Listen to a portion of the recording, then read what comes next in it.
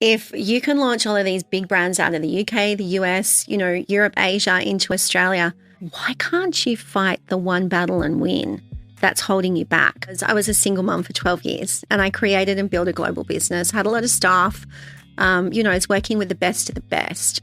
But also with that, I was fighting a battle that no one knew about, which was with the partner, my ex-partner, not my husband, as Google says, of my daughter Bella.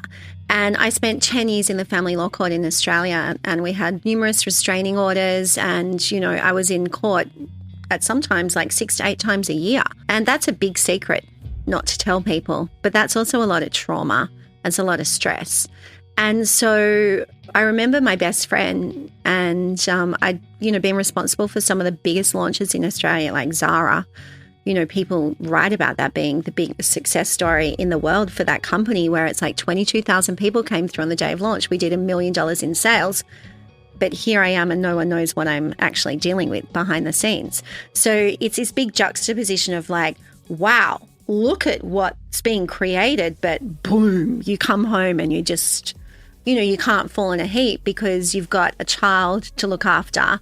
And, you've got a team of people, you've got overheads. I mean, there's a lot going on. It's a great example of everyone is fighting a battle that you know nothing about. 100%. And it was, around the same timing, I had the opportunity to sell my business to a big American media company. And I said no to the millions.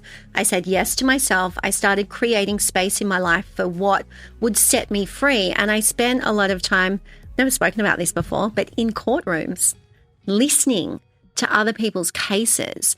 And what I realized was it was Russian roulette. And, the power of my story, as we discussed, started in London with media and storytelling. And I just said to myself, there's got to be a story in what I'm experiencing that's going to allow me to win full custody of my daughter in a restraining order and set us free. And that's how I did it.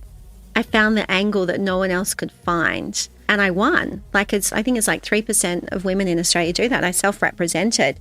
And, it was really interesting because I never thought that I would be that person in that position, but I actually felt really empowered by it. And so November 2017, we got the keys to freedom.